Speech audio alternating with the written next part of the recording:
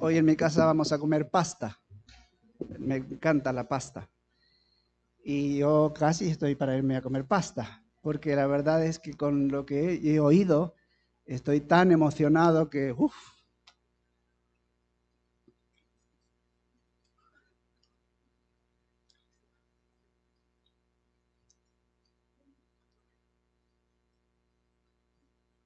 yo conocía su testimonio y su testimonio lo escuché 2 horas, con todos los detalles, en mi casa una noche. Y debo decir que bueno es Dios, ¿no? Cómo nos ama, cómo es capaz de transformar nuestra vida. Era interesante las fotos, ¿no? De cuando estaba él tan mal.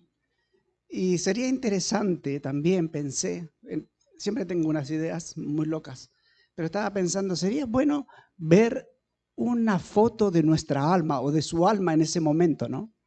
O de nuestra alma antes de conocer al Señor. ¿Cómo se vería una fotografía del alma? No sé si se puede fotografiar el alma, supongo que no, ¿no?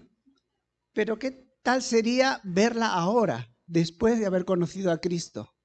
O en el momento en el que conocimos a Cristo y ver la trayectoria del alma, cómo ha llegado hasta, cómo está hasta hoy en día, ¿no? Una vez un hermano marroquí que era creyente, bueno, era un nuevo creyente, iba en silla de ruedas y nosotros le íbamos a buscar a su casa y, y una vez cuando entró por la iglesia dijo, dice, Carlos, a mí me da vergüenza venir a la iglesia. Dice, además me pones delante de todos ahí en una silla y no me gusta dar pena, me dijo. Y le digo, no te preocupes, aquí todo el mundo va con una silla de ruedas. Lo que pasa es que no la vemos. Todos estamos con una silla de ruedas. Bueno, en esta mañana vamos a estar pensando un poquito en el Salmo 1. Vosotros sabéis que el Salmo 1 es una introducción a todos los salmos. El tema de todos los salmos, además de los salmos son uno de los libros o el libro más leído del mundo. Hay personas que no han leído la Biblia, pero han leído los salmos, incluso mucha gente que no es creyente. Entonces, los salmos es un libro muy leído. Y ahí tiene 2 temas esenciales. Uno que tiene que ver con el hombre que ama a Dios y que le sigue, y el hombre que desecha a Dios y que está en contra de Dios y que no le obedece. Y entonces en todos los salmos, en este Salmo 1 nos va a dar la introducción de los 2 temas. Del hombre que rechaza a Dios, el hombre que ama a Dios, pero a la vez nos va a hablar del segundo tema, que es el tema de la ley. Los salmos hablan acerca de la ley de Dios. De hecho, hay algunos salmos que tienen todo el capítulo dedicado a eso. Entonces es muy interesante el libro de los salmos porque vamos a ver cuando leáis los salmos, os vais a ver muchos aspectos acerca de la relación del hombre que ama a Dios y del hombre que no ama a Dios, su relación con Dios o su no relación. Entonces vamos al Salmo 1 y no sé si hay alguien que por favor nos puede ayudar a leerlo. ¿Algún voluntario? David está abriendo la Biblia. Gracias, David. Léelo en voz alta tú que eres tenor. Por favor. Bienaventurado el varón que no anduvo en consejo de malos, ni estuvo en camino de pecadores, ni en silla de escarnecedores será sentado, sino que en la ley de Jehová está su delicia, y en su ley medita de día y de noche. Será como árbol plantado junto a corrientes de aguas, que da su fruto en su tiempo y su hoja no cae. Todo lo que hace prosperará. No así los malos, que son como el ramo que arrebata el viento. Por tanto, no se levantarán los malos en el juicio, ni los pecadores en la congregación de los justos. Porque Jehová conoce el camino de los justos, mas la senda de los malos perecerá. Ajá, muy bien, muchas gracias. Bueno, el salmista comienza poniéndonos al principio de 2 caminos. Dice, hay 2 caminos que vamos a ver en este salmo. Y es el tema de todos los salmos. Entonces, la primera cosa que nos dice que es bienaventurado. Comienza el texto diciendo bienaventurado. En otras traducciones dice dichoso o feliz. Cuando estudiamos las bienaventuranzas, explicamos bien esto, que la bienaventuranza es bienaventurado, es dichoso, feliz, que es una buena noticia para la persona que tiene este sentimiento. ¿Por qué? Bueno, porque es uno de los deseos de la sociedad, ¿no? De todo el mundo. Todo el mundo quiere ser feliz. La lucha que tenemos los seres humanos, en mayor o menor medida, siempre va enfocada en el mismo tema, de que queremos ser felices. Ahora bien, la pregunta que nos asalta ¿es posible ser feliz en un mundo donde hay tanta injusticia, tanto dolor? ¿Es posible? Bueno, el Salmo dice que sí. Por lo menos nos dice que este hombre justo era feliz, bienaventurado, dichoso. El asunto es, ¿qué entendemos nosotros por felicidad? ¿No? Para muchos sería la ausencia de problemas y de situaciones que nos crean estrés. Bueno, eso es imposible, porque vivimos en un mundo donde te levantas por la mañana y ya hay estrés, porque suena el despertador. Te despiertas con estrés, ¿no? Yo no sé si a vosotros gusta el sonido del despertador. Yo tengo uno y hace muchos años que me lo regalaron, hace 30 años, y he pensado que cuando me jubile, estoy pensando a ver cómo me voy a vengar de él.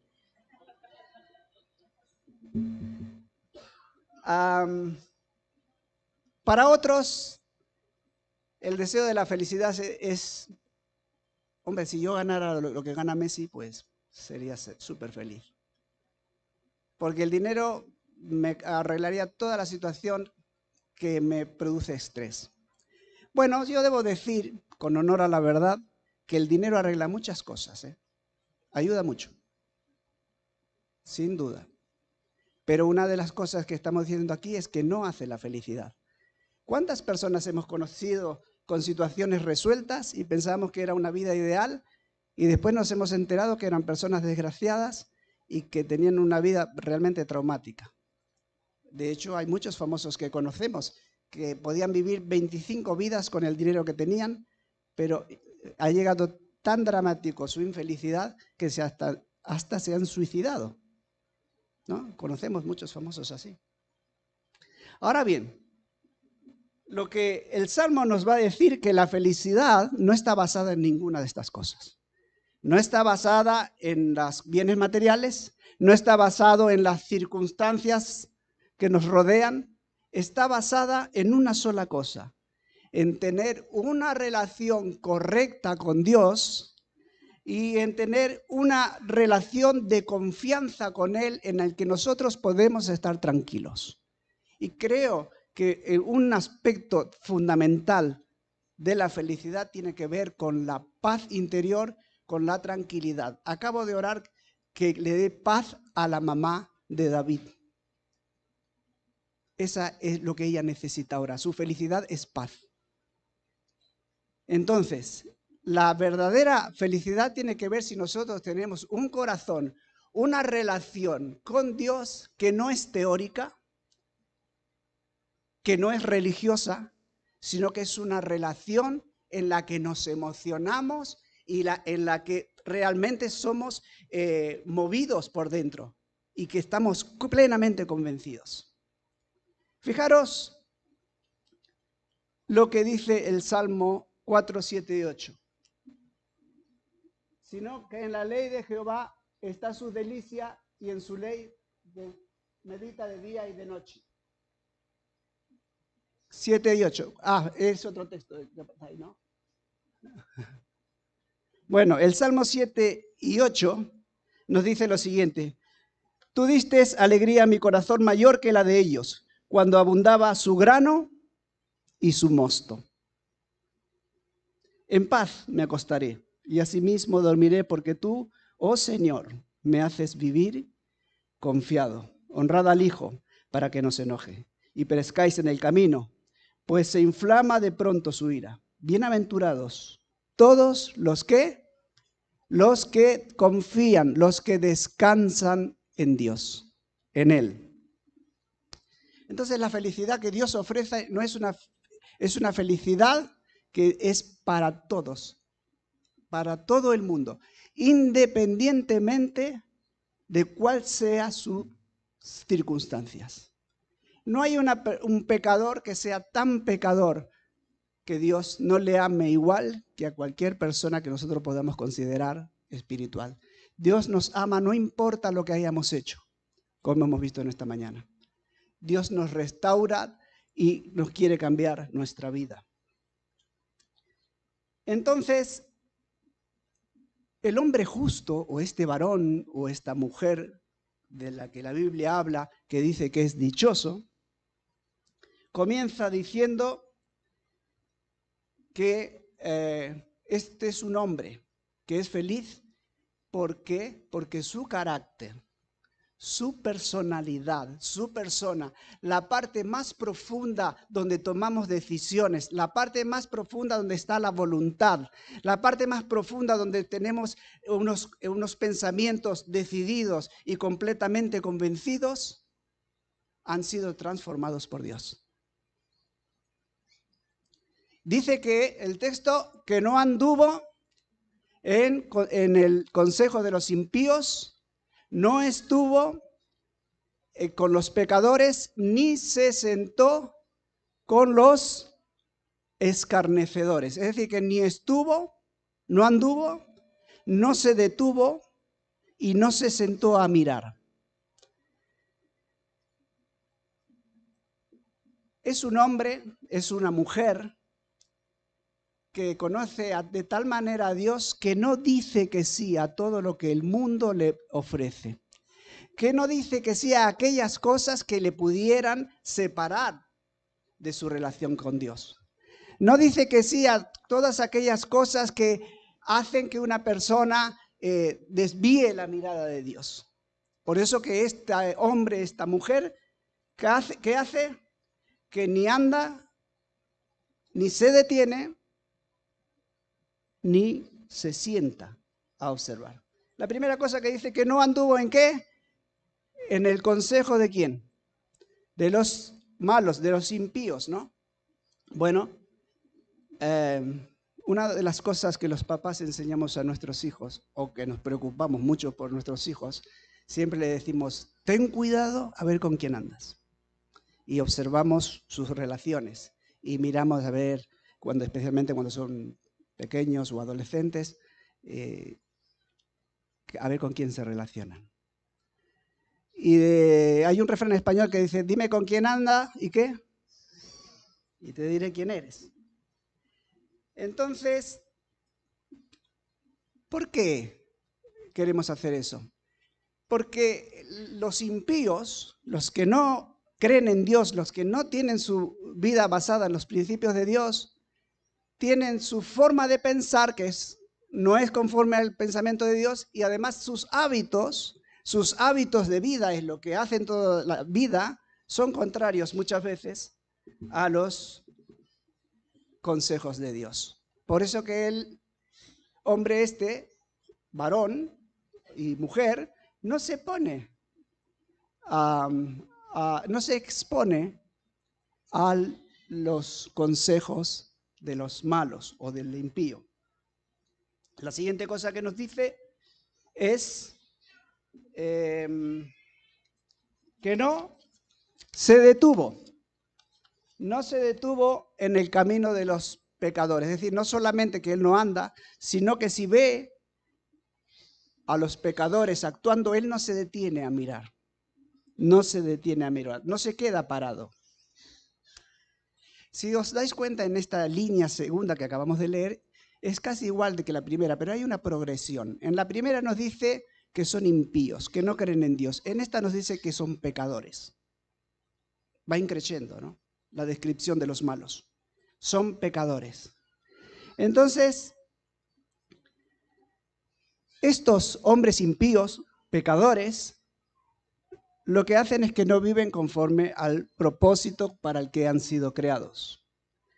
Ellos viven en sus propios pensamientos, en sus propias decisiones, sin consultar nada con Dios. Es más, en España se usa mucho el nombre de Dios en vano. Lo oigo todos los días yo, porque yo trabajo en un trabajo secular. Y dicen, oigo muchísimo la expresión, esto yo lo hago y ni Dios me dice lo que yo debo hacer. Es una blasfemia. A mí me produce mucho dolor. Dice el texto de Jesús. Jesús vio a las multitudes y ayudó y salvó a muchos, pero muchísimos, como hoy en día muchísimas personas siguen pensando así, que ellos quieren dirigir sus propias vidas y no quieren someterse a nadie. A nadie. Yo llevo mi vida, yo hago mi vida y nadie se mete con mi vida, yo hago como quiero. Eso dice el mundo. Y son muchos, es quizás una amplia mayoría, pienso yo, porque Jesús dijo que amplio es el camino que lleva ¿a dónde? A la perdición. Debe ser ancho porque son muchos los que piensan así. Sin embargo, es pequeñito el camino que lleva a la salvación. Por eso que el justo lo que hace es que él no se detiene a mirar, no solamente que no anda con ellos, sino que no se detiene a mirar el pecado. No se detiene a mirar todas aquellas cosas que podrían perjudicarle a él en su relación con Dios. ¿Significa eso que no debemos ir al mundo? Por supuesto que sí. Debemos amar al mundo y estar con ellos, y hay personas, no es que todo el mundo va cometiendo grandes pecados o cosas terribles. Hay gente que todavía cree en Dios y tiene una inquietud espiritual, por eso debemos estar ahí compartiendo con ellos. Pero tenemos que ser sabios de no dejarnos contaminar por la forma de pensar del mundo. Dice, ni en silla de ¿qué? Entonces, impíos, pecadores, ¿y ahora qué son? Escarnecedores, es decir, sigue increciendo. La forma del mundo, de la gente que no cree en Dios, la gente que no confía y no descansa su vida en Dios, que quiere llevar su vida con sus propias reglas, normalmente son personas que van justamente en el camino contrario a lo que Dios ha establecido. No tienen piedad, no tienen empatía con los necesitados, tienen una conciencia endurecida. Efesios dice, el libro de Efesios dice que es una conciencia entenebrecida. Cometen todo tipo de injusticia, no tienen temor de Dios y se burlan de Él. Los que estamos metidos en el mundo oímos mucho esto, que mucha gente se burla de Dios. Dan rienda suelta a sus malos deseos, cualquiera que estos sean. Hay cosas que nos ruborizan solamente de oírlas en las noticias. Ya Pedro dijo en sus cartas, dijo, sabiendo primero esto, que en los postreros días vendrán burladores andando en sus propias concupiscencias. Expresan sus egoísmos sin ningún rubor. Todas las personas que tienen alguna dosis de poder por diferentes circunstancias, a veces en vez de usarlo para servir, que es el propósito del poder, lo utilizan para someter. Hemos visto en estos días en las noticias que incluso una nación entera está expresa del pánico. Una nación entera. Y ahí tenemos hermanos que aman al Señor, pero posiblemente en los próximos días, a final de mes, cuando ya no hayan testigos, quizás van a pasar cosas terribles ahí, en ese país. Por eso debemos orar por Afganistán.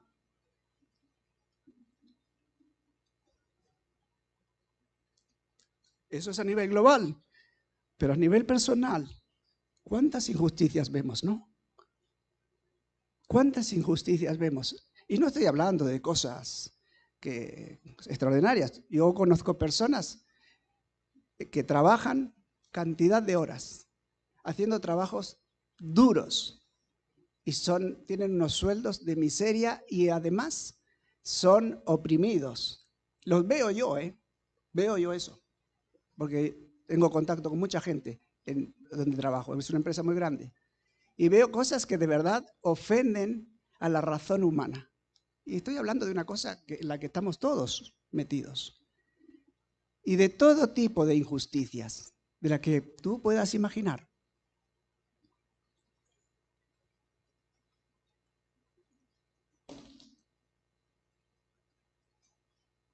El justo lo que hace es que no anda, ni se detiene, y menos aún se sienta a mirar las injusticias. Porque como dice 1 Corintios 13, que el amor no se goza de la maldad. Amamos al mundo, pero yo no me gozo de las cosas que veo. Les predicamos el Evangelio, pero las cosas que veo que son injustas me produce tristeza. Pero gracias a Dios, que Dios, como nos va a decir más adelante, Dios se va a hacer cargo de todas estas injusticias. Ahora bien, ¿qué dice el versículo 2 y 3? Sino que ¿en dónde? En la ley del Señor está su ¿qué? Su gozo, su alegría, su esperanza, su paz. Amén. Medita de día y de noche. De noche, cuando va a dormir, hace en su mente y en su corazón un repaso del día. Es lo que hago yo. Y doy gracias a Dios por las cosas que me ha guardado.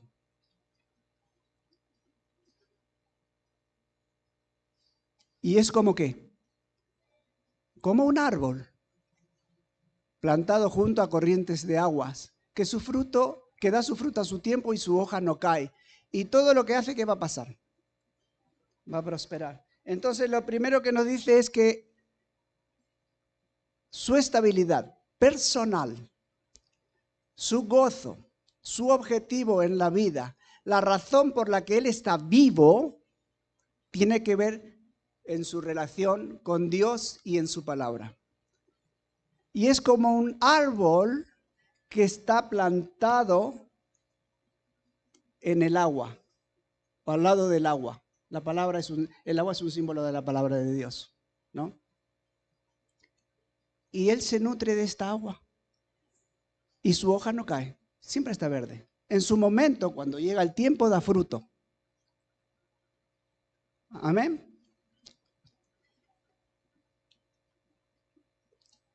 Todo lo que hace, también dice el texto, prosperará. ¿Qué es lo que hace que una persona tenga claro el camino a seguir? Y además con una convicción inquebrantable. ¿Qué es lo que hace que una persona tenga una convicción firme? ¿Qué es? Quizás, como hemos dicho, tiene que ver con conquistar. ¿Qué es lo más difícil de conquistar? Bueno, para ayudaros os voy a hacer una pregunta. Estaba preparada. ¿Os acordáis cuando erais novios y novias? ¿Os acordáis que, bueno, no erais novios todavía, estabais en proyectos? ¿Qué era lo que teníais que hacer para que llegasen a ser novios? ¿Qué es la palabra que acabamos de decir? Conquistar. ¿Pero conquistar qué? ¿Qué queremos conquistar de la otra persona? El corazón. Bueno, y cuando decimos el corazón, lo que estamos diciendo es la forma de pensar de esa persona, los sentimientos más profundos de esa persona, la voluntad de esa persona. Y para conseguir que todos esos cualidades de esas personas se enfocaran en mí, yo me ponía lo más guapo que podía, aunque milagros no podía hacer, la verdad. Y además hacía un despliegue de todas mis capacidades que eran muy limitadas. Pero eso nos pasó a vosotros también. Cuando nos conocieron, vieron que no solamente teníamos esas cualidades, teníamos otras cosas que teníamos que mejorar. Pero bueno, lo que quiero decir que lo que más difícil de conquistar es la mente. Es la manera de pensar, es la manera de sentir, es la manera de estar en lo más profundo donde tomamos las decisiones y que todo eso esté enfocado en el camino que lleva a Dios. Por eso tenemos que tener mucho cuidado con quién nos relacionamos y cuáles son nuestras compañías. ¿Son personas que nos ayudan a crecer en el Señor? ¿Son personas que nos estimulan a seguirle a Él? Estamos en un contexto donde la gente que nos rodea nos ayuda a servir, a seguirle a Él. Oye, yo he escuchado este testimonio hoy y me estaba ahí llorando a moco tendido porque no me cuesta mucho llorar a mí, ¿sabes? Y me estaba aguantando. Digo, este hombre encima me lo pone más difícil, ¿no? Aparte que esté nervioso, pues lo pone así. Pero claro, es que es emocionante, ¿no?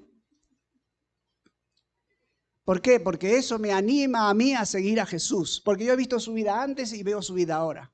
Y así la vida de cada uno de nosotros. Hermanos, la vida cristiana no es una cosa teórica. De domingos, de 2 horas el domingo por la mañana. En la semana creo que tiene 168 horas. De las 168 horas dedicamos solamente 2 a estar juntos, que es hoy. Las otras 166, ¿en qué las dividimos en diferentes cosas? Y sería interesante saber cómo las usamos a esas horas. Tenemos que tener cuidado. Por eso yo os animo. Aprovecho esto para decir que, mirad, la iglesia hacemos cosas para crecer juntos. Nos gustaría hacer más. Tenemos nuestras limitaciones, pero tenemos cultos en casas. Intentamos crear retiros, cosas para estar juntos, para crecer juntos. Y mira, yo sé que todos estamos muy ocupados y tenemos razones buenísimas para no asistir. Pero os animo a hacerlo, a crecer, a buscar la relación con personas que me animan a seguir a Jesús, a llenar mi mente con la palabra de Dios, a escuchar testimonios de Dios. Aprovecha todas las oportunidades que tienes para crecer. El hermano Joaquín Yebra, que algunos de vosotros lo conocéis, hace muchos, muchos años él me dijo, él es un gran maestro, y me dijo, hermanos, el tiempo no se tiene. ¿Quién tiene tiempo generalmente? Todos tenemos tiempo limitado. Pues eso nos pasa a todos. El tiempo no se tiene, el tiempo se hace. No sé qué tenía proyectada hoy la mamá de Cristian para esta mañana, pero de pronto algo surgió que es algo importantísimo y dejó todo y se fue al hospital. Nosotros estamos también con una silla de rueda que no se ve y no es mala idea de vez en cuando en la semana ir a algún ambulatorio, al hospital espiritual donde podemos seguir siendo sanados. Aprovechemos estas oportunidades, hermanos. Créanme que nos ayuda a estar juntos y crecer. Sé que es un esfuerzo. Entiendo que hay cosas que son insalvables, pero que no sea una excusa lo insalvable siempre. Procuremos hacer el tiempo. Mirad, nos ayuda estar juntos y estudiar y meditar en la palabra de Dios, nos ayuda a crecer. Entonces, pero no nos alimentemos de aquellas cosas que nos aparten de Dios.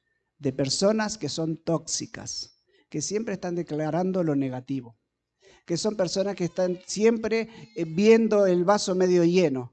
Por supuesto que tenemos que escuchar a todos, pero tenemos que ser sabios.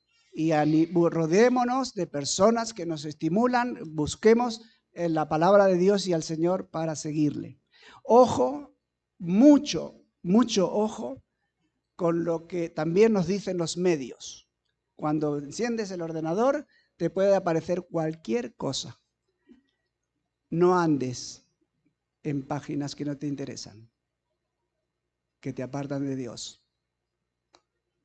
No te detengas.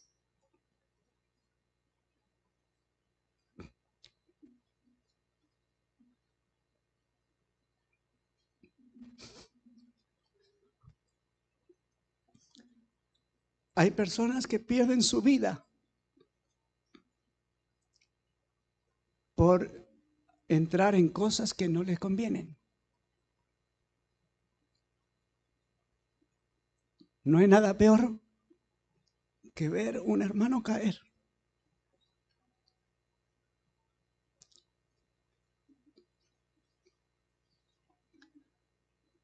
El texto dice que es como un árbol junto a corrientes.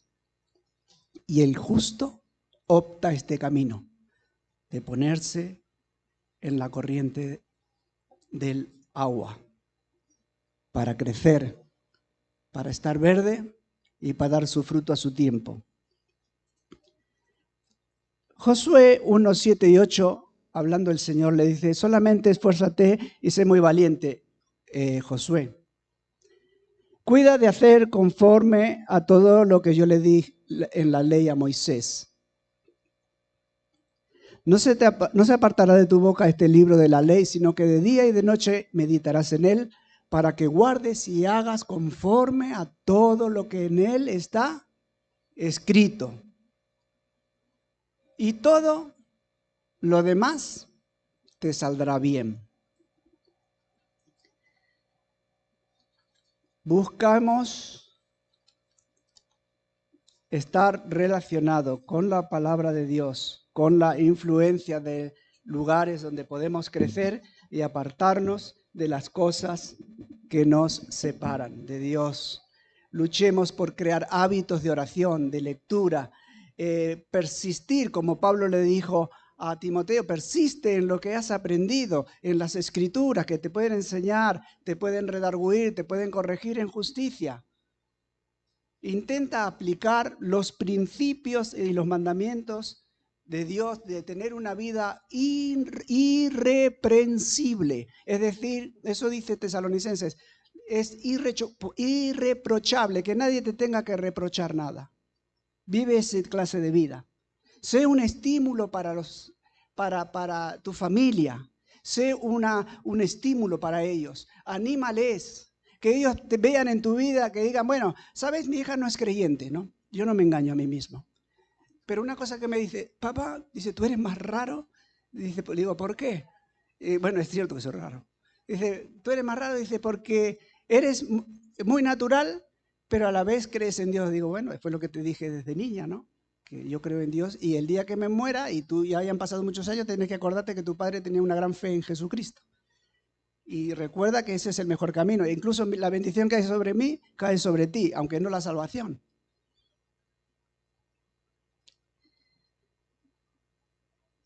Tenemos que ser una buena influencia para ellos.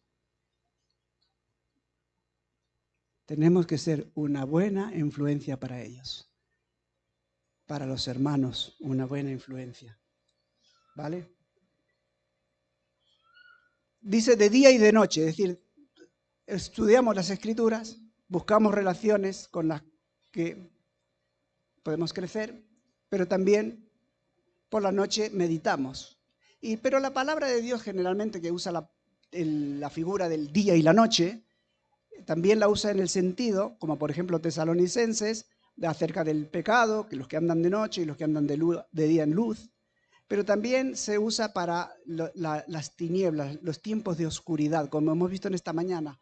Hubo una parte de la vida de nuestro hermano en que él vivía en la oscuridad, como todos nosotros lo hemos hecho en un momento. Pero hay otro día que otras veces estamos andando en luz, de día. O sea, y aquí hay una historia que a mí me encanta. No me voy a enrollar mucho, pero es así. ¿Os acordáis de los discípulos? ¿Os imagináis vosotros ahí con Jesús por los caminos? Podríamos imaginarnos porque vivimos en un contexto de campos de trigo. Andando con Jesús por ahí, por el campo, ¿os imagináis? Y vamos a usar la imaginación por un segundo. Vais andando, cogiendo el trigo con las manos, comiendo y escuchando a Jesús. Y luego llegamos a Meco y Jesús hace milagros y hace cosas tremendas. Y decimos, estamos absortos, gozosos, bendecidos. Las multitudes vienen, Jesús las alimenta, hace milagros, pero llega la noche. En Marcos 4, del 35 en adelante, no hace falta leerla, yo les voy a contar la historia porque tengo que reducirla. Jesús había estado todo el día con ellos, como hoy nosotros, estamos de día, a las 12 del mediodía, gozándose en el Señor, alabando, escuchando las Escrituras, pero llegó la noche. Y la noche, el Salmo 23 dice, porque aunque andes en valles de sombra de muerte, aunque andes en la oscuridad, en tiempos de oscuridad, no tendré ningún temor. Porque tú estarás, ¿con quién? Conmigo. Entonces la noche tiene que ver con esos tiempos en los que pasamos y que vamos a pasar hasta que venga el Señor, todos los creyentes. Habrá un momento en la vida en que tenemos que pasar por la noche, por el tiempo de oscuridad. Entonces Jesús dice, bueno, mira, ya se acabó el día, si ha entrado el sol, nos vamos a ir al otro lado del lago. Ahora bien, fijaros que Jesús no dice, oye, vamos a intentar llegar al otro lado. No, Jesús dice, vamos a ir al otro lado del lago, a los discípulos, y yo voy a ir con vosotros en la barca. Claro, ellos obedecieron, eran buenos discípulos, obedecieron, y Jesús se fue a dormir a la parte de atrás del barco, a la popa, y apoyó la cabeza sobre un transversal y se quedó dormido. Pero en la noche, cuando no se veía nada, de pronto se desató una terrible tormenta. Una tormenta tan terrible que los discípulos se le encogió el corazón y dijeron, este es el fin. Se acabó, aquí se acabó todo. Entonces, ¿qué pasó? Que Jesús calmó la tormenta, todos lo sabemos. Pero los discípulos fueron corriendo a Jesús y le dijeron, Jesús, ¿no te importa que estamos pereciendo? Que nos vamos a morir, pereciendo, vamos a morir. Y Jesús dijo, se levantó, paró la tormenta y dijo, vamos a ver, chicos, ¿yo qué dije? ¿Que íbamos a ir dónde? Al otro lado. ¿Qué dije yo? ¿Que a lo mejor íbamos a ir? ¿O que intentaríamos ir? ¿O que vamos a ir al otro lado? ¿Qué le dijo Jesús? Imperativo, vamos a ir al otro lado. Y punto. Yo voy a ir en la barca. Amén. Y si hay una tormenta, yo estoy en la barca.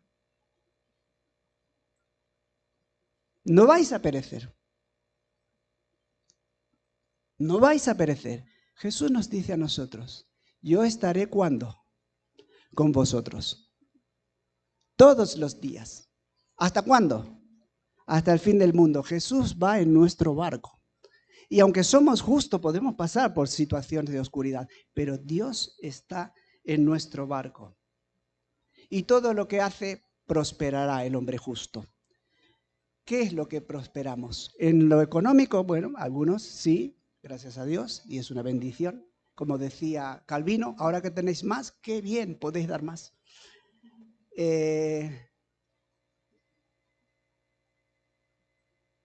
Puedes prosperar las circunstancias, qué bien, gracias a Dios.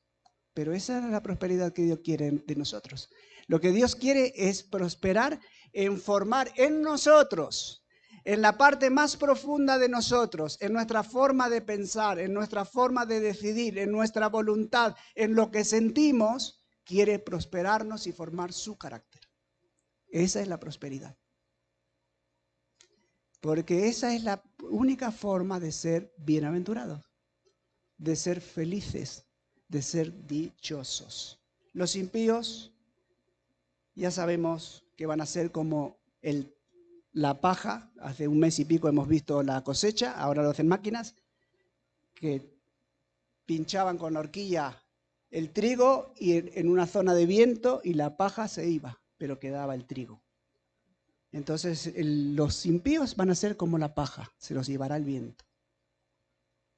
No van a sostenerse en el juicio de Dios, pero tampoco estarán en la congregación de los santos, porque el Señor al final de los tiempos va a apartar las ovejas de las cabras y va a quitar la cizaña del trigo. El Señor conoce tu camino, el Señor conoce mi camino. Me he extendido un poco y pido perdón. Con esto vamos a terminar. ¿Dónde andas? ¿Dónde andamos? ¿Dónde estás tú? ¿En qué andas? ¿En qué ando yo? ¿En qué cosas te estás deteniendo?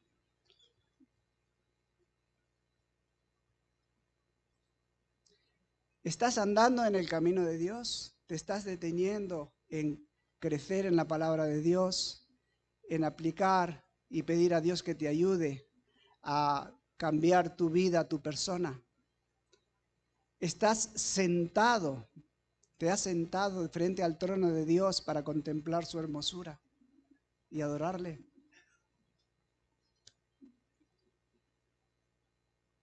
¿O dónde andas entonces? ¿En qué te estás deteniendo? ¿A dónde estás sentado?